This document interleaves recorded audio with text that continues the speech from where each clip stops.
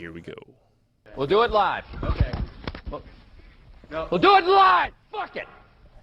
Do it live. I'll write it and we'll do it live.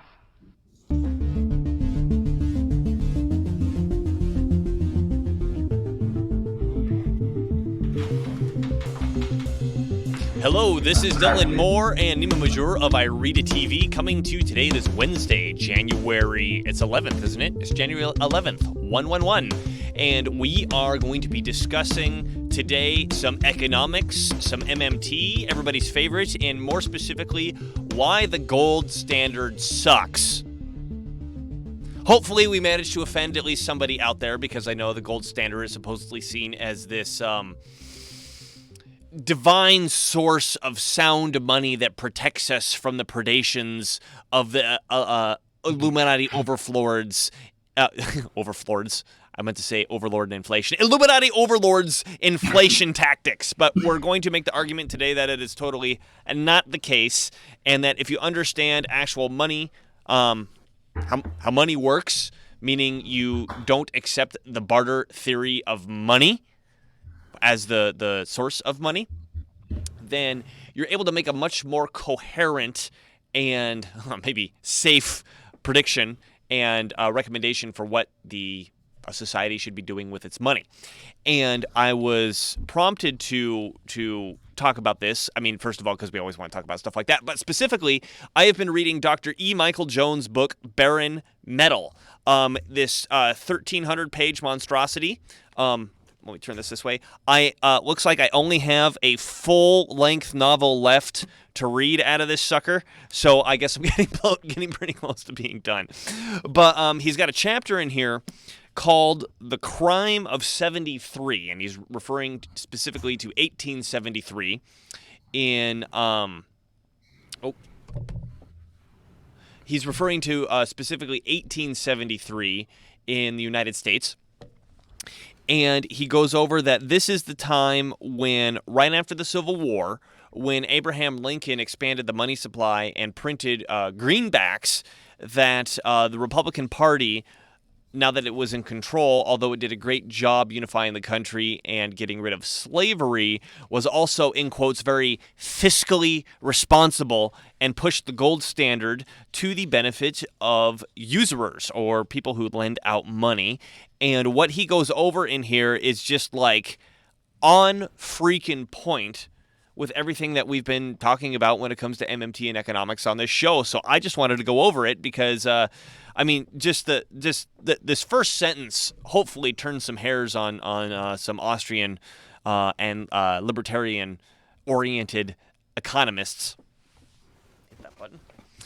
He says, first sentence at the beginning of this chapter, the biggest threat to what the usurer class referred to as sound money was war. You got that, Nima? The biggest threat to the gold standard was war. And this is very... Yeah, well, because they would always suspend it. Yeah. War. Under normal circumstances, economies yoked to the gold standard would plod along at a fraction of their productive capacity. Ooh, that's an interesting term that we use often. Because the usurer class, which controlled the political oversight of the economy, continued to benefit from chronic deflation at the expense of labor. Oh, that's also a very interesting thing, Nima. I thought deflation was always good and inflation was always bad. Isn't that the talking points that always come out from the libertarian side, or even just the general conservative side? Right. Inflation, always bad. Yeah, it depends on... I mean, I don't know if that's a fair representation of all the Austrians' arguments, but they tend to think that deflation is good, yeah, and inflation is always bad. But it depends on what's the cause of the inflation, right? And also it depends on what your definition. So here we already have a problem, right? The Austrians, they just say if the money supply goes up, it's inflation, and if it goes down, it's deflation. Which is it's a reflexive thing to say. Like Right. Inflation is the money supply increasing, and then they turn around and say, well, inflation increases the money supply. Well, yes, you just defined it as that. Right. So then you end up being right by definition. But how is that useful to you in your investment decisions, specifically in your predictions for Federal Reserve policy, interest rates, stock market prices, corporate profits, etc.? How is that useful? It's actually, in my opinion, not very useful. So deflation can be the result, as Carroll Quigley also notes, can be the result of an industrial boom and an output boom that pushes prices down very fast so that the aggregate price level comes down. But it could also be the outcome of a demand shock, which comes due to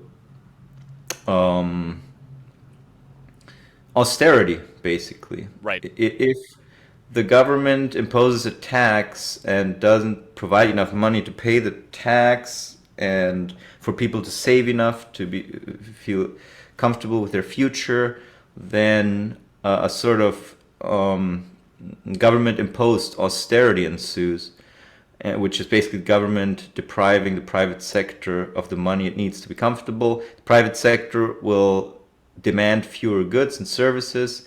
Businesses will sell less and lay off people. And then when people get laid off, they have even less money, and turns into this spiral until the problem of a lack of net private savings is resolved by the government, which is the only source of that said net private savings, if you don't have an export surplus. Right. And then, another thing that, you say that what I said about Austrians and libertarians regarding their theories on inflation might not be totally accurate, but I will say in my anecdotal experience, and I used to be like this, talking to any Austrian or libertarian about economics is that they very quickly start hyperventilating about inflation.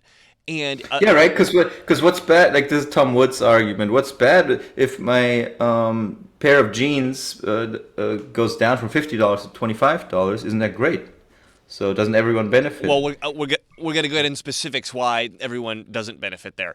But the other argument is that inflation erodes savings. Right? If you save up money, and I save up $100, and then the purchasing power gets cut in half. That means I only have $50, relatively speaking. And I mean that's true. But what if people haven't saved? I mean, what if there's no money to save? Right? That implies there's savings to be had. Right? And if the money hasn't been created at the same level that the economy needs that money. Or I guess we should say in more MMT terms, if the government hasn't issued enough private sector net savings where the private sector can save in aggregate, well, then what savings is getting inflated here? And emphasis in aggregate. I know this person or that person might have some savings, right?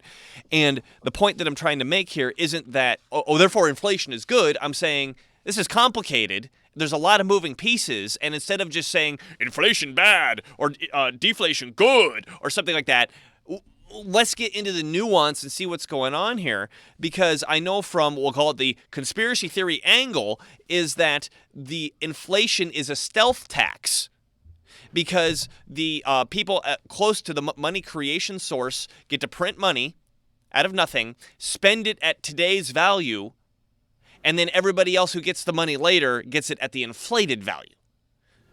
Therefore, that's another reason why inflation is bad.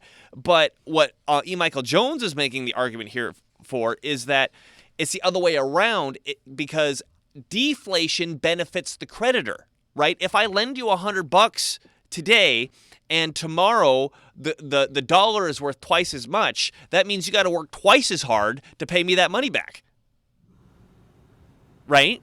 And so to what your example of what Tom Woods either said or you paraphrased him saying, if I got a pair of jeans that I had to spend $50 yesterday, but now I can spend $25 today, who does that not benefit? It doesn't benefit the jean maker who bought everything and got loans to buy all those things. He bought inventory and all this stuff, and he paid wages expecting that he was going to make $50 a pair. Tomorrow comes, he can only charge $25 a pair. Well, the loan that he got doesn't deflate. It depends. It depends, because what if the jeans maker chose to outcompete his competitors and sells the jeans at a lower price because he's figured out, he's enhanced his productivity. He can produce so much more jeans. He can outcompete everyone. Right. Well, That is an example where, for the example I just gave is an example where deflation is not necessarily bad. good. Yeah. But in many cases, it comes out of demand, a lack of demand, which is induced by government austerity programs. Right. To the point, the gold standard is essentially a government austerity program. Yes. Because it says, okay, we've got an economy, and particularly the United States. E. Michael Jones points this out here. We've got an economy that is relatively undeveloped and is getting produced quickly, right? This huge country that particularly has this huge natural resource and agricultural base where people are going out there where it's completely untapped and starting from zero. Well, this is a rapidly increasing population and a rapidly expanding economy. You need more money to deal with that. And so if you say, okay, let's constrict the money supply to make it sound by saying that it's gold, well, you've now disconnected the need of the society for currency from the ability to produce that currency, because you just said, okay, well, we're going to define it by what we're able to dig out of the ground, which isn't much in comparison to what we need it for, right? And then you can say, well, that there was a multiplier effect, right? The fractional reserve where the banks were able to lend out 10 times the amount of gold they had or whatever, but still, okay, well, it's 10 times the amount of gold, and that's the limit, right? Yeah. Like I always say, it makes much more sense to look at the gold standard as a fiat money system where the government intervenes to fix the gold price. And to fix the gold price, what do you need to do? You need to buy and or sell gold at that price that you're fixing. So you need to have access to that gold. You need to have some kind of gold supply in order to be able to have gold to sell at that price. Mm-hmm. And that influences all your other decisions, your budgetary decisions, etc. I think it may also make sense, I don't know, because we jumped right into it, but we haven't really necessarily represented the other side of the argument, or even our side of the argument thoroughly. What is the idea behind the gold standard? Where does it come from? Why is that a thing that a certain strand of free market economists support? It goes back to their theory of money, which is the so-called barter theory of money, which says that in the beginning we traded goods against goods. So I traded sheep for cows and copper for silver and chickens for shoes and whatnot. And over time, throughout this process of trading, the more fungible and more suitable more suitable goods emerged as media of exchange. And in the end, that ended up being gold and silver because of their properties, which are, it's true, they have certain properties that lend themselves to being a savings tool, in my opinion, actually. I mean, in my opinion and in my actions. Because I do believe that gold is a good investment to have in your portfolio if you use it in the right way, if you use it in the right manner. If you look back at our episode 40 about the permanent portfolio, we go over that specifically. Or I should say Nima goes over that specifically, and I just comment. We go over why you need gold in your permanent portfolio and what it helps you with, which at what times it performs well, and when it doesn't, you have other assets in the portfolio that help you out there. But the barter theory of money, so continuing on that is the theory that basically then in today's world, today's free market economists, they think, well, we can, at the very least, we can go back to that free market state but that free market a system of using gold for exchange by linking our currency to gold. So we somehow create a system that at least has that original medium of exchange somewhere in there. And that way we restrain the government from doing all the terrible things that they do when they print too much money, etc., etc. Except that they actually don't, right? So that one purpose that it constrains the government, it doesn't ever seem to actually work out that way, because whenever they don't like it, they abandon it. Which is when they go to war. When they go to war, and when they just can't meet the gold demands anymore. Like in the United States, 1971, went off the gold standard. Was it 71 or 73? I think it was 71. Because the French were accumulating a bunch of gold in their bank due to the Vietnam War. Germans were accumulating a bunch of gold for other reasons, I don't know, and they started doing the unimaginable, which is actually asking the U.S. Federal Reserve to send them their gold. The system back then was actually a gold exchange standard. It wasn't even really gold standard. Inside the U.S., in fact, you weren't allowed to own gold. Not saying that the Austrian economists or the neoclassical free market economists who support the gold standard support that gold exchange standard. Just to provide some more background detail on how far detached we've been for the longest time from the gold standard. Also, the Weimar Republic technically was on a gold standard. And how did that work out? Their hyperinflation, because excuse me. I guess I got did I get the COVID? I don't know. The Weimar Republic. What was I saying? Weimar Republic was on the gold standard, and was a gold standard. At least our argument was that contributed significantly to the hyperinflation. Well, I mean, ultimately, what caused the hyperinflation was the war debts that were impossible to pay off, had to be paid off in gold. So they had to scramble to get all the gold. And they sold Deutschmarks on the open market. Deutschmarks, to accumulate the gold. And the French marched in on the west, extracted all the German gold. Germany was basically destroyed from World War I anyways. So it was all kinds of assaults on the country from all sides. And so then when you deprive the country of productive capacity, coal, and you use all your currency to buy gold on the market, so that's already inflationary. You have products supply collapsing. You have demand going up with the money printing, and then that's what caused the hyperinflation. I want to add something that you mentioned earlier about the U.S. going off the International Gold Exchange because France and Germany were asking for the gold. When you have an international gold standard like that, or even a national gold standard, it becomes that easy for a foreign player to mess you up. Because they can just say, okay, well, we saved up a bunch of dollars, give us all that gold. And then we go, we need that. What do we do? Right? I mean, we were making fun of a guy, Neon Revolt is his social media handle, a couple months ago about suggesting that Russia was about to go on a gold standard, which was, I mean, we didn't have to debunk it. It was just dumb on its face. But we pointed out if Russia were to go on a gold standard, then you could any country could simply say, hey, I got a bunch of rubles. We'd like all that gold, please. And now Russia doesn't have any capacity to manage gold standard anymore, right?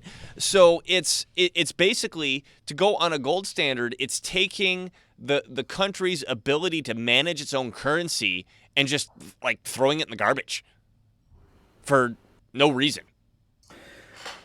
Right.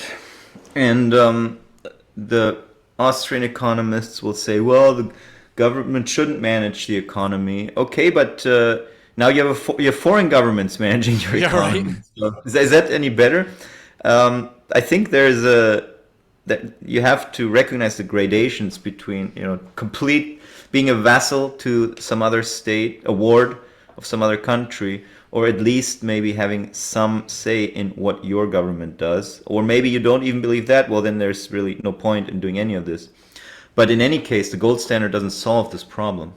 Right, and then going back to what we were talking about in terms of, the gold standard is supposed to restrain the government, and it never seems to do that, particularly when a war breaks out. I mean, going back to this book here, E. Michael Jones points out that when the Civil War broke out and Abraham Lincoln had to expand the money supply to pay for the war, he did so by borrowing $2.6 billion, which I'm not entirely sure who he borrowed it from. This must have been like a war bond, promised to pay at some point in the future. And then he got, I guess, supposedly Congress's support to issue $500 million of just money that's just out there. These are the greenbacks, right? And E. Michael Jones, I'll quote him right here, "This reckless expansion of the money supply brought about an inflation that was entirely predictable. Within 3 years of the war, prices rose by 74%. But then he turns around and says, okay, well, prices rose by 74%, but right after that, the economy was freaking booming. Now, I do have a problem first with Sorry, when was this? When was this? Civil War, 1864. Okay. Oh no, 1861. Excuse me, somewhere around there. Yeah, wars are bad. Yeah. Yeah. Well, I've got one thing to say about what his Dr. Jones' analysis, and then finish up the point that I started here, is that first of all, I don't like the issue of saying, okay, they printed the money, therefore things immediately inflated because of the money printing. Okay, that might be a contributing factor, but also keep in mind, you've got a war going on. Yeah. So, right? We've talked about this, is that military spending is by definition inflationary, right? Because you're spending a bunch of money. You're taking people out of the productive economy, sending them to go die, and sending them to destroy stuff, and creating things that aren't going back into the economy. Right. But, and you're losing a bunch of young males, which are part of your labor force. Exactly. So you destroy the productive capacity of the economy. That's how you get an inflation, for sure. Right. I wouldn't even, I don't even necessarily think the money printing itself would have had anything or that much to do with it. Right. But rather, it's rather like we saw in Weimar Germany, for example. It's actually a symptom of the prices shooting up so much that now all the services and goods that the government had to purchase have also gone up in price. So now they need to print more money to buy them. And there's actually research that has been done on that, where the timing of the printing versus the price increase is actually inverse to what a lot of people think today. Right. And then to finish the point where we say, okay, does this constrain the government? Well, when it's a war, they just say, okay, forget that because we want to have a war. Well, and then the outcome of the war is terrible, but on the flip side, the economy actually improves. Where it's like, okay, do we have to have a war in order to improve the economy here? Can we learn the lesson that the economy can be improved without the war? I mean, this is like the irony of this chapter here is that the wars are showing that the gold standard is what's killing the economy. And then he to make matters worse, E. Michael Jones points out is that during the war, when all these government bonds are purchased to, in quotes, finance it, despite the fact that Lincoln showed that it could just be financed itself. This doesn't need to happen. But they still print these war bonds. The holders of the war bonds are therefore, after the war, incentivized to deflate the currency to pre-war levels because that means the money that the government is going to pay them is going to be worth more. So there again, like the entire thing's set up to be the worst of all worlds, no matter which way you look at it. Because okay, we have the gold standard that puts us in artificial austerity. Okay, we're going to have a war and kill everybody, but the economy's going to do well. Okay, now that the war's over, stop the economy doing well, so the people holding the war bonds can make more money. And I mean, this boils down to the argument that he's making throughout the book is that usury is just the siphoning off of the surplus of labor without actually deserving it. And I think that this is a perfect example of what he's talking about. Well, and this usury oftentimes is done by people who've been put in a privileged position by the state to create money. So it's not like an anti-free market view necessarily to be against usury, but it's rather putting constraints and limitations upon those that have been given the privilege by the state to be agents of the state, namely Correct. the so-called private banking system. I also wanted to actually, I was just we didn't talk about our theory of money, so maybe that would help to Yeah, understand let's do that. Go for it. where we're coming from, because I just laid out the barter theory of money, which starts basically in an atomistic way from the individual trading with another individual, chickens for this, that, blah, blah, blah. Out comes the gold money system and silver money system. But in reality, if you look back at our, oh boy, what episodes? Where did we talk about this? Previous episodes. Just look up episodes about MMT. money and MMT. Yeah. With MMT and the history of money, the historical and archaeological, anthropological evidence rather shows that the money system has always been created by the state and imposed by the state. So the state demands a tax, and now people within under the purview of that state. Granted, this is a simplification, okay? It's complicated, but I think this is a good guideline. This is the core of what's going on, core, and as yeah. we make it more complicated, it's all revolving around that core. Yeah. Yeah. So the state, let's say I want to occupy a territory, I impose a tax in Nima bucks, and the individuals in that region will ask me, well, why would I work for you? Sorry, no. Why would I work for Nima bucks? What are these good for? Right. Yeah. So okay, let's start from this. Let's say I'm a general, I have an army, and I promise everyone if we occupy this territory, I will pay you all these Nima bucks. And then they tell me, well, what are these Nima bucks worth? You just created them out of nothing. And then I say, well, I'm going to tax the population that we conquer in Nima bucks. They will need these Nima bucks to pay the tax to me.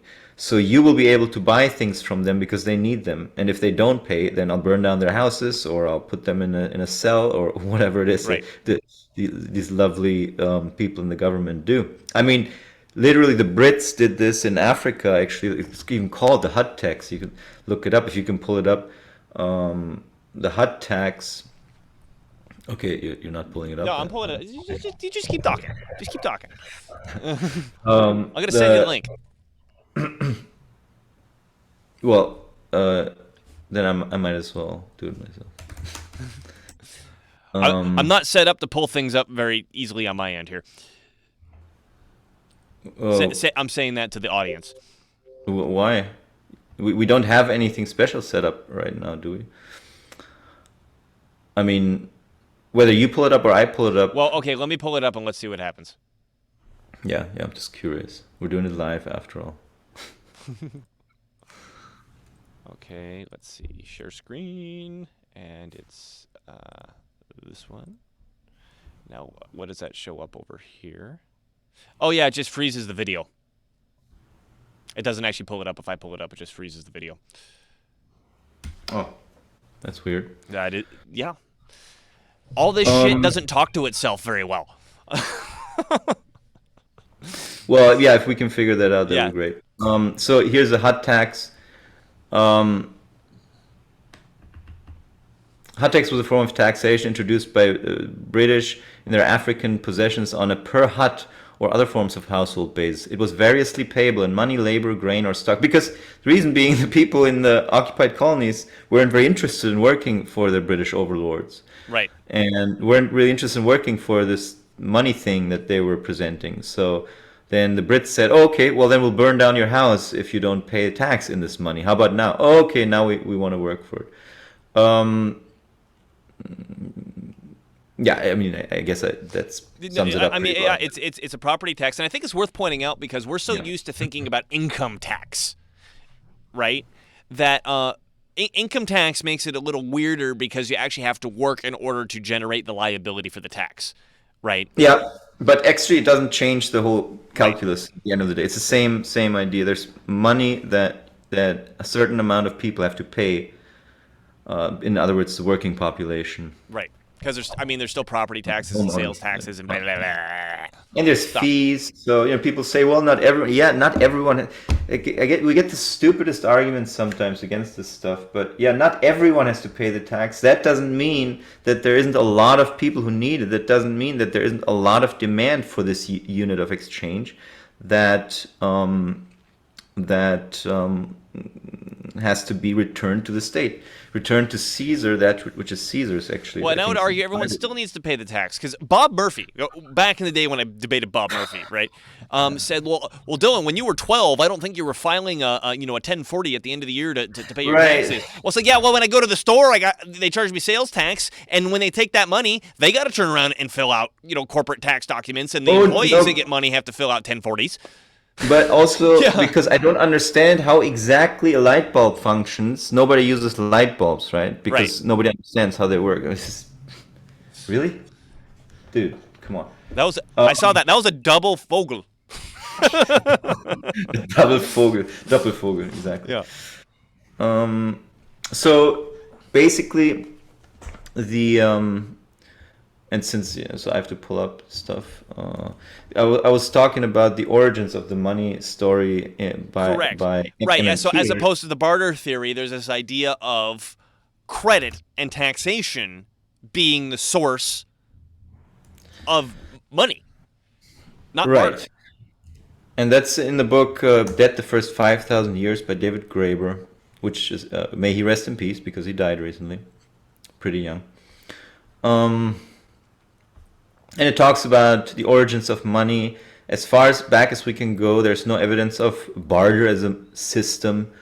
It's much rather some sort of communal money systems. Actually, tribal economies didn't really have an economy, really. I mean, they had more like... the chief told everybody who got what resource. So here we store all the grain here, and here's who gets how much grain and all that. Because I said so, and I'm the chief. Right. Or whatever the system is. Right. But then also Zehan talks about this in his book, because of international trade. Because in Mesopotamia, they didn't have anything. They didn't have everything that they had in the Indus Valley civilizations. Didn't have everything that they had in other parts of the world. So they needed to trade with each other, and they needed to have some sort of common standard. So through that, a money system emerges, and we can also go back to the first U.S. money. Actually, was also a fiat money that was given value because it was the payment for tax liabilities. I actually pulled that up also a little while ago. Colonial money, I guess. Oh, yeah. Oh, so you're not. This isn't U.S. money. This is colonial money you're talking about, particularly Pennsylvania, correct? Early U.S. money. Yeah, no. Pennsylvania specifically did this, where they would issue their own token, demand it in a tax, and utilize that to pay for public projects. And it appears to have worked great. Right. So, because some people say, well, but in the U.S. we started with the gold standard. Not really. It was so. What we're trying to convey here is that the gold standard isn't this original gold money isn't this original clean pure system that existed at one point in time. That things would be great if we just turned back to. Right. Yeah. And then just the fiat money system came on top of that and screwed it all up. If you think that way, a lot of things won't really make a lot of sense in today's economy, in the past, the history, and future predictions. And to that point, we've repeated this many times, is that when you look at the word fiat, it means decree. So that means if there's a gold standard, it's still fiat money because the government decreed that gold is the money. It's as completely arbitrary as pieces of paper or digital or whatever. Yeah, I think that's something really important to understand. There's not this objective money that exists outside the realm of human society and human government, right? If right. all humans vanished off the earth tomorrow, there would still be gold, but there wouldn't be any more money. Money is like a societal, human, legalistic creation, and the fact that it has been stamped on gold occasionally in the past doesn't change that. I have a next thing to move into, unless you had more on the points that we were already making. Um, well, I'm just looking for that Wikipedia, but I guess I'll link it maybe later if I find it. I'll link it, but it's not really that important. But just I think the important point is that there's no real gold standard monetary system that's or no real gold monetary system that exists or has ever existed. Um, Sometimes gold was used in Roman days for certain coins, but the coin value was based on the fact that it had a stamp of the emperor on it and that it was good for tax payments. And also, the value of these coins, they circulated at a higher value than just the metal content. And they had to, otherwise they'd get melted down. Right. And then actually to that point, I'm remembering this based off of reading The Lost Science of Money by Stephen Zarlinga of the American Monetary Institute, is that there was a coin at one point, I forgot if it was the silver ace or whatever it was. It was a silver coin that got printed that was worth 6 times its silver value, which completely blows the minds of the monetarists that researched that history, and they figured that it must be some sort of error. But he points out that the original Roman money, people don't realize this, was bronze. Yep. This is when they were small and inside their own zone. It was bronze, and when the Punic War started to happen, and Rome started really expanding more and more and more, they switched to a silver currency, but in 2 different ways. They had the local currency, which had a denomination stamped on it, for example, a 1. But then they had a currency that they gave to their soldiers out in the foreign areas that didn't have a denomination, because they knew that the legal value of the Roman money at home wouldn't have that legal value abroad. So basically, they were giving them silver for barter purposes abroad, because this can translate into whatever the local currency is. And Stephen Zarlinga makes the argument, with which I agree, that this was the beginning of the downfall of the Roman economy, because now they were at the whim of international players messing with the gold and silver on the international scene. But to the point that Nima was making, there's significant evidence. I mean, again, the original bronze coinage of the Romans, the 2 different international, the international and the national coin, one had a denomination and one didn't, and the fact that there was this silver coin printed at one point that had 6 times the value of its silver content, is all pointing to the fact that even when gold and silver are being used as money, the evidence is showing that it's the legal value is the important part. It's much more so. It's much rather a technology that's used to record debts and debt redemption values than the gold itself. Right? Today we have digital technology. It's important that when you have a monetary system, that it's not easy to counterfeit that money. Obviously, right? So in ancient days and in the past, we didn't have digital banking and all these things. So obviously they had to use some sort of metal that was rare or that only the state could obtain. The Roman state controlled all the mines, so they could easily get access to this metal. But to the individuals, it wasn't necessarily that easy. I mean, it wasn't a population that had a lot of things, right? So if they wanted to create a fake bronze coin, they would have to take something out of their household that's valuable to them and melt it down and create a fake gold coin. Well, and then you'd have to have the technology to stamp an authentic looking coin. Right. Right. If you get caught, then death, crucifixion, torture. Yeah. So here's just one more thing. Early American currency on Wikipedia. This is what I was looking for. It says here, 1 by 1, colonies began to issue their own paper money to serve as a convenient medium of exchange. In 1690, the province of Massachusetts Bay created the first authorized paper money issued by any government in the Western world. This paper money was issued to pay for a military expedition during King William's War.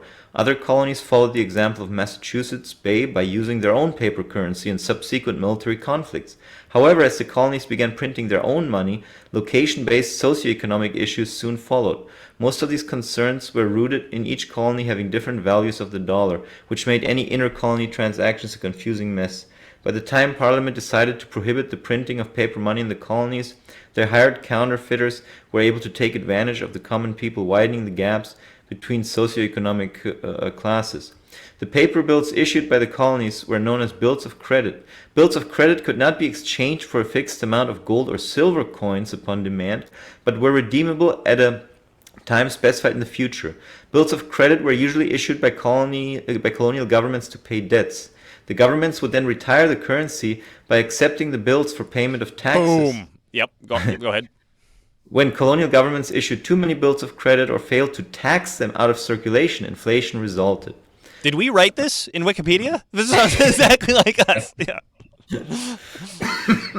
But yeah, so I guess our main point is just the gold standard theory is a very theoretical theory, and the people who believe in it, they believe in it because they think they've come to this conclusion through some sort of what they call praxeological, logic-only, pure reason. It's almost like a form of rationalism. Yes. Going back to whatever philosophical conversations recently.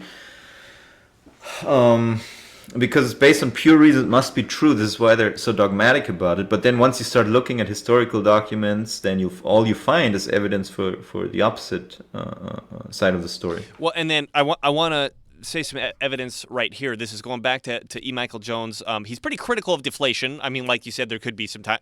I mean, this is complicated, but he's pointing out that when you have a gold standard, well, most of the time through history, it's been bad. Yes. So yeah. Well, let's give an example of that right here. So he's basically saying what I just described before is if you pay a bunch of money as a outfit of some sort with a projection price to sell in the future, and everything deflates by the time you get there, it really screws you up. Here's an example. So a person who borrowed $1,000 to buy a farm in 1868 would not only have to grow I need to read something before here. The mechanics of deflation were simple, inexorable, and best of all, invisible to its victims. Did I say inflation or deflation? I meant whatever I said. I meant to say deflation. The mechanics of deflation were simple, inexorable, and best of all, invisible to its victims. During the last quarter of the 19th century, both population and production increased while the money supply was held constant. Doubling productivity while holding the money supply constant would cause the price of a bushel of wheat to be cut in half. And in addition, since money was now scarcer than before, interest rates would necessarily rise. And to an asterisk with that, I do think this is true in contrary to what we've said before, because there's no Federal Reserve System at this point. Well, under a gold standard or something like it, yeah, it's true. Or if you have an international exchange standard, yes, then yeah, it's true. To continue, the upshot of this policy was clear. This is getting back to what I started reading. A person who borrowed $1,000 to buy a farm in 1868 would not only have to grow twice as much wheat in 1888 to earn the same mortgage payment he made earlier, he would be repaying his loan in dollars that had twice as much purchasing power as the depreciated currency he had originally borrowed.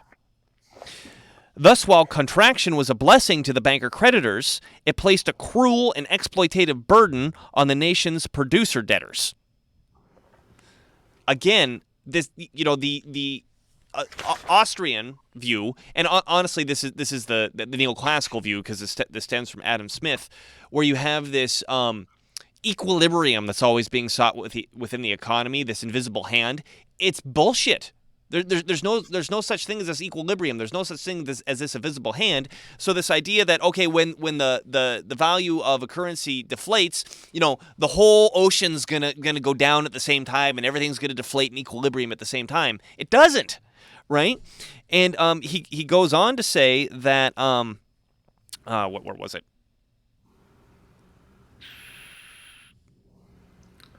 that basically gold can never keep pace with human productivity.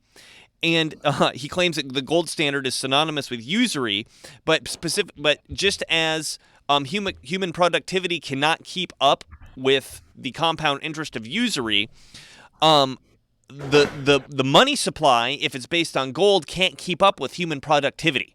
So inevitably, we get in the situation where the farmer lacks liquidity to get himself through the season. Yeah, and that illustrates another point, which is that this constant battle in the economies throughout history between these three classes: banking, industry, and agriculture. Right? Agriculture hates deflation and has no problem with inflation, really, because they're the first to sell all the goods that inflate in price when inflation happens. Industry also doesn't really have a problem with inflation. Bankers, they have a big problem with inflation because they have made loans at a fixed rate and they want to preserve the value of the money that they're banking on for the next decades or more.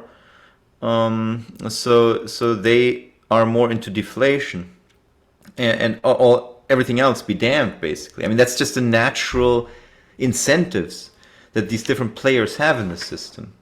And Carroll Quigley also writes about. Actually, I found the section where he talks about this a little bit as well. If you want me to, I do. But let me finish this point from Dr. E. Michael Jones, because he wraps it up in this sentence. As a result, the farmer, and this is exactly what you just said, or the other side of what you just said. As a result, the farmer was forced to borrow more and more just in order to survive. But in an age of deflation, this meant that the money borrowed at higher and higher interest rates had to be packed with money earned more and more laboriously. Right? This again, we're looking at what's the real source of what's going on here. The real source of value. It's the labor. More and more labor is having to be applied to deal with this deflation, because lower and lower commodity. They had to work more laboriously because of lower and lower commodity prices. As a result, the farmer found it impossible to keep up and often lost his farm to creditors. I mean, how many times have we seen that play out? Mm-hmm. Yeah, that's what deflation puts people in a bind, and they have to sell things, and then who ends up snapping that all up? It's the bankers. Right. Quigley Give us some Quigley. Quigley writes here in Tragedy and Hope, page 57. Throughout modern history, the influence of the gold standard has been deflationary, because the natural output of gold each year, except in extraordinary times, has not kept pace with the increase in output of goods. Only new supplies of gold, or the suspension of the gold standard in wartime, or the development of new kinds of money, like notes and checks, which economize the use of gold, have saved our civilization from steady price deflation over the last couple of centuries. As it was, we had two long periods of such deflation. We had two such periods of deflation from 1818 to 1850 and from 1872 to about 1897. The three surrounding periods of inflation, 1790 through 1870, 1850 through 1872, 1897 through 1921, were caused by, number one, the wars of the French Revolution and Napoleon, when most countries were not on gold. Number two, the new gold strikes of California and Alaska in 1949-1950, followed by a series of wars which included the Crimean War of 1954 through 1956, the Austrian-French War of 1859, the American Civil War of 1861 through 1865, the Austro-Prussian and Franco-Prussian Wars of 1866 and 1870, and even the Russo-Turkish War of 1877. And number three, the Klondike and Transvaal gold strikes of the late 1890s, supplemented by the new cyanide method of refining gold about 1897, and the series of wars from the Spanish-American War of 1898 through 1899, the Boer War of 1899 through 1902, and the Russo-Japanese War of 1904 through 1905, to the almost uninterrupted series of wars in the decade from 1911 through 1921. In each case, the three great periods of war ended with an extreme deflationary crisis, 1890, 1873, 1921, as the influential money power persuaded governments to re-establish a deflationary money unit. Exactly what Dr. Jones just said here. Exactly. Yep. With a high gold content. The obsession of the money power with with deflation was partly a result of their concern with money rather than with goods, but was also founded on other factors, one of which was paradoxical. The paradox arose from the fact that the basic economic conditions of the 19th century were deflationary, with a money system based on gold and an industrial system pouring out increasing supplies of goods. But in spite of falling prices, with its increasing value of money, the interest rate tended to fall rather than to rise. This occurred because the relative limiting of the supply of money in business was not reflected in the world of finance, where excess profits of finance made excess funds available for lending. Moreover, the old traditions of merchant banking continued to prevail in financial capitalism even to its end in 1931. It continued to emphasize bonds rather than equity security stocks, to favor government issues rather than private offerings, and to look to foreign rather than to domestic investments. Until 1825, government bonds made up almost the whole of securities of the London Stock Exchange. I mean, that's something we've talked about also. The stock market hasn't always been this important thing, right? Until 1925, government bonds made up almost the whole of securities of the London Stock Exchange. In 1843, such bonds, usually foreign, were 80% of the securities registered. In 1875, they were still 68%. The funds available for such loans were so great that there were, in the 19th century, sometimes riots by subscribers seeking opportunities to buy security flotations, and offerings from many remote places and obscure activities commanded a ready sale. The excess of savings led to a fall in the price necessary to hire money, so that the interest rate on British government bonds fell from 4% to 3%, blah, blah, blah, blah.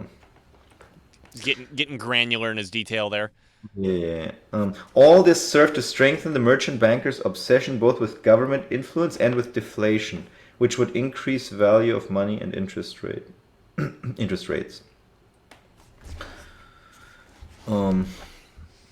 Yeah, I mean, Yeah. and then I'm curious.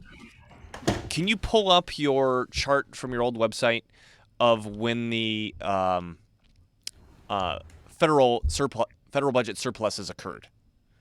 I want to know if one happened right before 1873.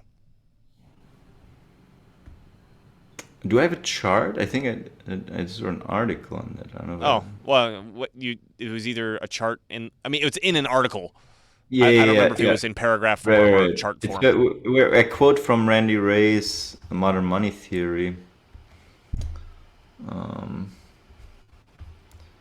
But okay, I know how to look for it because the search function on my old website is crap. So while he's searching for that, I just want to explain what we're looking for is that we haven't talked about it today, but in our previous MMT shows we pointed out that the fundamental causes of crashes. Now, I mean, there's all sorts of other stuff that goes on, but like the fundamental core issue is if the government is taxing more than it's spending, because that means it's taking more money out of the system than it's putting in. And then when that happens, in order for the private sector to continue having any sort of liquidity to continue its economy and continue production, it starts going into debt to itself, and at some point it's not able to finance its own debt. It can't service its own debt, and the whole thing collapses. And that can be avoided simply by the federal government making sure there's enough debt-free money. Again, we explained why in other shows, why the government printing money is debt-free. Debt-free money in the system to support the private sector debt servicing that's needed by the private sector doing loans. And so this has happened 6-7 times in history, in U.S. history, and each time there was a crash right afterward. And I'm seeing if 1873 was one of those times. You got it pulled up yet? I don't understand why it's so hidden. I'm trying to find it on Google with the right keywords. And Nima unable to look at his own website. He's looking at economicsjunkie.com. This is I mean, it's still there, but I don't think you're actively putting anything on there anymore, are you? No. Yeah. And the search function, I haven't really spent time on fixing it, unfortunately. Boy, where's that? Man, do I need to Where- go there and we have a race? Yeah. Economicsjunkie.com. If I can spell economics right.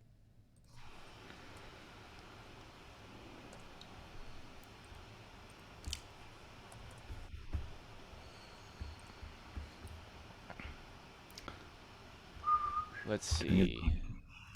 What did I have in that article? I think it was on one of your Mind Being Libertarian, beinglibertarian.com articles. Well, that was a different article. I think this was a pretty short one where I just quote from that book.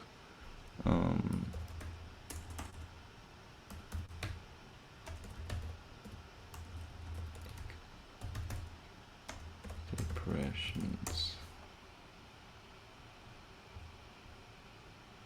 Wow. Okay, I think I might have it some. Oh yeah. Found it? Okay, great. That was fun. Yeah, it's right here, 1873. So the what exactly happened prior to 1873 from the federal? Let's see. The national debt fell by 59% from 1867 to 1873. This is exactly the Sorry, time frames so that from- Dr. Jones just gave here. Yeah, Right after the Civil War. From 1867 to 73, it fell by 27%. Oh, The 59% is regarding the 1857. But yeah. Got it. So this is responsible fiscal policy. In quotes. reducing- Nima's doing air quotes over there. You can't see him. This is the results of responsible fiscal policy. Every time we do it, there's a depression afterwards. So Right. And Right. to that point, I want to emphasize this because I'm sure some people would be thinking, "Oh my God, what about the Federal Reserve causing 1929?" Well, there was a let's see, from 1920 to 1930, about a third of the national was the national debt reduction. Yeah. That's what. Yeah. Yeah, the national debt was reduced by about a third from 1920 Yeah. to 1930. So. No, it wasn't the Federal Reserve. I'm sure the Federal Reserve had something And to this do is with the like- machinations of it, but that wasn't the cause of the problem. yeah, this would every budget hawk's dream would be like, because nowadays that doesn't happen anymore. It's also why depressions don't really happen nowadays, I think. But back then, the national debt was literally cut by a third. Today, that would mean, because our national debt is like what 30 trillion or whatever, it would be the 10 trillion budget surplus by the federal government would be required to make that happen. And it would also probably cause a depression, just as all these other times this has happened. Anytime during if you assume balanced trade, for the sake of the argument, anytime you run a budget surplus, you will deprive your private sector of net private savings, which is fully in line with our theory of money and recessions and business cycles and depressions. And the evidence of reality appears to back that up as well. Well, and also this is interesting. I'm looking at Dr. Jones' book here. So he puts the Depression at 1873 as a result of what's called the the Fourth Coinage Act of 1873, which is the thing that declared the gold standard. And based on what we know, I would argue that the national debt reduction was the thing that was the fundamental foundation of what caused it. And then something like this, the Fourth Coinage Act of 1873, was probably the catalyst that finally knocked it over the edge. Mm-hmm. Yeah. Well, I mean, that's a short chapter, but I think it pretty well elucidates why, the gold standard's bunk, and why, when we're talking about economic issues, you can't just basically look at stuff and say, inflation good, inflation bad, deflation good, or something like that. Like these things are really, really complicated, and there's a lot of players where, like you said, okay, agriculture benefits from this, the banks benefit from that, and manufacturing benefits from this, and they're contradictory. And then we say, okay, well, who's in charge? Oh, the banking class. That's why they always get what they want. And then maybe as a society, we go, okay, what's more important to us, that banks get their interest or that we produce food? Mm-hmm. Right? So who's getting served here? That's a good point, yeah. And we're not able to actually address these issues if we don't understand how the goddamn system works. Right. Yeah. If ideology gets in the way, especially. Yeah. And also for personal money management purposes, that's why I talk about the permanent portfolio in episode 40, where there's ways for you to protect yourself against inflation. But it doesn't mean you have to put all your money in gold, because that's a very bad investment decision in the long term. Well, we can use Peter Schiff to prove that. Sorry, peanut gallery over here. But if you diversify well, then you can benefit from the different trends in their respective periods accordingly. And gold plays a role in it. Gold does well when the real interest rate is low, specifically. What is real interest rate? Real interest rate is nominal interest rates minus inflation. Oh God, I'm trying to remember what all this stuff is again. I remember going over this in the permanent portfolio show. Nominal interest rates minus inflation. Okay, right. Okay, I remember. I mean, if basically your money in your bank account doesn't really pay anything, that's always good for gold. Mm-hmm. But there's also times of high inflation when interest rates go up almost in lockstep. Which is, I want to make a point emphasize a point that Nima's making here. That means your bank account, your savings account interest rate goes up. Yeah, as well. So then yes. Now you get compensated for this supposed inflationary savings loss, and you earn compound interest over time. So, to say that inflation always erodes savings is not true, because there's ways, even with the simplest forms of savings, like a bank account. Not saying that it fully, like right now we have 9%, I don't know, it's coming down, I think, the inflation rate. The worst we saw was, I think, as much as 9% or so. So the interest rate on a bank account is maybe, or on a treasury bill. I actually always recommend treasury bills because they always pay the best interest rate when it comes to investing your cash. In a stable something, right? Yeah, when it comes to, so the permanent portfolio consists of 4 categories: stocks, bonds, gold, and cash. And the cash you put into treasury bills that renew every year. And the rates on that right now are like 4.5% or something like that. Which ain't bad for a treasury bill. Right, which ain't bad for a guaranteed near cash-like investment. And is it perfect? Well, sometimes the inflation is higher than that. The inflation data is also a whole question in and of itself.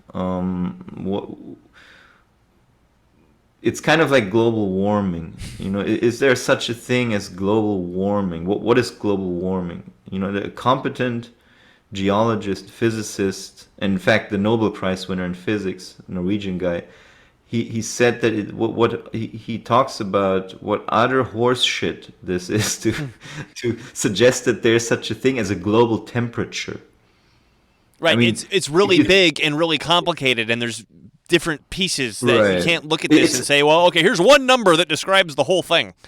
Right. And I'm detecting this trend with the globalist bullshit artists out there. They constantly try to invent these numbers and these metrics that they put in front of the gullible public's stupid faces as if it means something.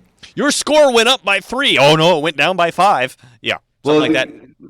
Well, your score, that's at least individualist. That's the planet score. There we go. Yeah, the global temperature went up by 1% over the past 20 years, past 100 years, or 1.5% over the past 100 years. What does this mean? For you sitting there right now in your part of the world, on your continent, in your city, in your apartment, what does this mean that the global temperature has gone up by 1%? It's a meaningless number that's manufactured to invent excuses for policy. It's the same with the so-called COVID pandemic. It's like, this is the 7-day incident rate right now, and the PCR tests have produce we're on so YouTube. many positive. That's why I said Kufit, bro. I just want to be careful. Just being careful. Kufit, please continue. The picker tests. The picker tests that are meaningless have delivered some number that you have to get excited and scared about, because here we tell you it's important and it's bad. And inflation is kind of in that category. I put that in kind of that category as well, because inflation is put together out of a basket of so many different goods and services that it's not necessarily always, that number is not necessarily always meaningful. And then, not saying that there hasn't been a big inflation over the past 2 or 3 years or so. Of course not. We actually predicted that, because MMT tells you the deficits are large. And if then on top of that the oil price shoots up because of a dumb war, and if you muck up the supply chain, if you shit all over your economy by locking everything down like a bunch of psychopaths, yeah, then you're gonna cause some inflation by doing these things. But that's not due to, I think, to that point. When we talk about inflation, the money supply is not the only thing to calculate inflation with, right? And in fact, we're making the argument that's one of the weaker things, and that there's more fundamental things like, paying everybody to stay home, so that destroys your productive capacity, or destroying the distribution chains around the world, and starting a war, and now the price of oil went up, and Russia invaded the Ukraine, now there's all these sanctions, and then the distribution chains are even more fucked up. All this sort of stuff increases prices, and if you add money on top of it, sorry. But that's just, by the way. But my point just now that I wanted to sort of make is that all these numbers, these aggregate numbers that are put in front of you, you have to be very skeptical and careful, and you have to look at what's behind those numbers. How are they produced? What are the factors? What are the inputs? What are the methodologies? Who suggested that methodology, and why? And what motivations do they have? Once again, we go back to the whole problem with the ideology of scientism, an instrumentalism, where you forget about all the imperfections along the way. He was bringing it all together. Yeah. Keep going. No, this is good. Keep going.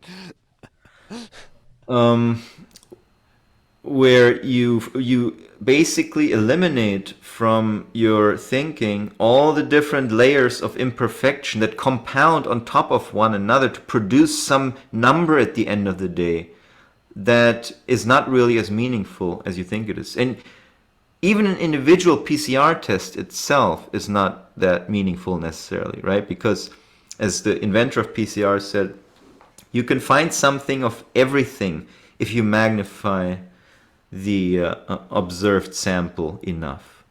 If you go beyond a certain number, you'll always get a positive test. Well, and different PCR tests have different cycle thresholds in different parts of the world, in different states in the U.S. even something. We don't even know necessarily what the site. I mean, there's so much that's unknown.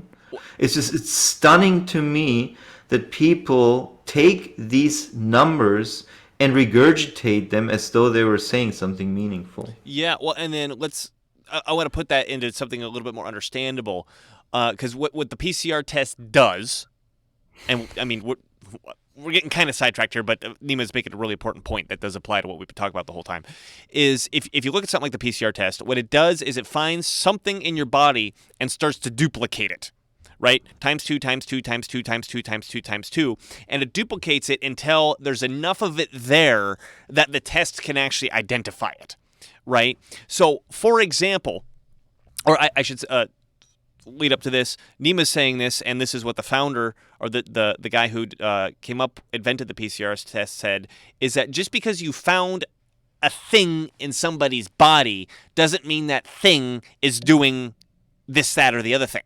For example, instead of talking about viruses, let's talk about a chemical. Let's say benzene. Benzene is a very, very toxic and carcinogenous chemical, right? Let's say someone did a PCR test on me for benzene. Is it within the possibility that somewhere in my body there's a molecule of benzene? Yeah, I mean, maybe I smelled some gas this morning and it's in there, right? So this Exactly. PCR test picks up benzene. We do times 2 to the power of 50, and the doctor comes back and says, "Whoa, you have benzene poisoning." Yeah. Like, no, you just happen to find a molecule of benzene in me. Right? So, again, to Nima's point is that, we've got these really big generalized numbers that are so divorced from, or I should say Reality. there's so many layers in between what the interpretation is versus the empirical test that was done, that you become divorced from reality. And Yeah. then that number becomes meaningless, and now we're all emotionally chasing this number like, look at the shiny thing, look at the shiny thing, look at the shiny Yeah. thing. Yes. Yeah, R naught. Like even Peter Zehan too. He talks about R naught, the R naught rate in China, this and that. What does this mean? It's based on a Scientology test. You moron. Do we do this? Do we report on the Thetan level tests of Scientologists around the world every day and panic over that? The Scientologists would have us. Yes. Yeah, they would. They would. And at this point, honestly, who's to say that they won't one day, that they won't get into that kind of position of power? Because we've seen the exact same bullshit works on a lot of people in the world. Yeah. Not so much in the US, maybe, anymore. I think people have woken up to some extent. But that's not Go over to Europe and see what's going on. Yeah. Yeah. So to wrap this up, what you're pointing out, Nima, is that, okay, we look at this inflation number, and it's because, like you said, there's so many layers factored into what the hell's going on with this number that it kind of sort of becomes meaningless. And particularly when you go, when we take into account all the things that we just went over, I mean, from this book, from our MMT knowledge, from Carroll Quigley, from everything else, that, okay, inflation on its own, just the concept is very complicated, and whether it's good or bad, depending on the situation, it's really, really complicated. And then to take that and just say, okay, inflation bad, and then, okay, we're going to calculate it in this way that 100% is accurate and makes sense, and here's a number, it's nuts. Right. So the idea, like, you have all these different disparate factors weighed at a certain level based on someone's opinion on how they should be weighed. And now you're making Federal Reserve policy based on that number in order to produce a better number, even though the Federal Reserve policy has no effect on that number. And there's no evidence that it has any such effect. Nobody's produced a correlation. In fact, Professor Werner talks about this too, and what he found out, it's consistent with our analysis, is that whenever the inflation goes up, the Fed raises the interest rates after the inflation goes up. Right. When inflation goes down, the Fed drops the interest rates after the inflation has gone down. That's the best we can tell. There's no correlation between the two. Well, in fact, if there is a correlation, there's actually a better correlation to suggest that the opposite happens, that when rates are high, inflation is high. When rates are low, inflation is low. Absolutely. So I think this is an excellent point to wrap it up. My wife and child just showed up into the studio, so I'm going to keep them here and want to say hi. And I please give us some comments on this, because I mean, we love this stuff. We think it's super duper important. Feel free to pick fights for us on other shows. If you think it'd be fun for us to go toe to toe talking about economics on this, you're more than welcome to pick economic fights for economic fights for us. Also, if you could share, and subscribe. Spread this with other people. We're not charging you any money for this, and we put a lot of effort into producing these things.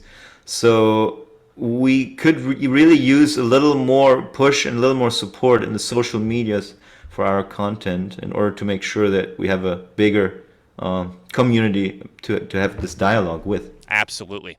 So this has been Dylan Moore and Nima Majur of Irida TV. Go over to irida.tv to find that social media that Nima has so humbly asked you to push. And thank you for watching, and we'll see you next time.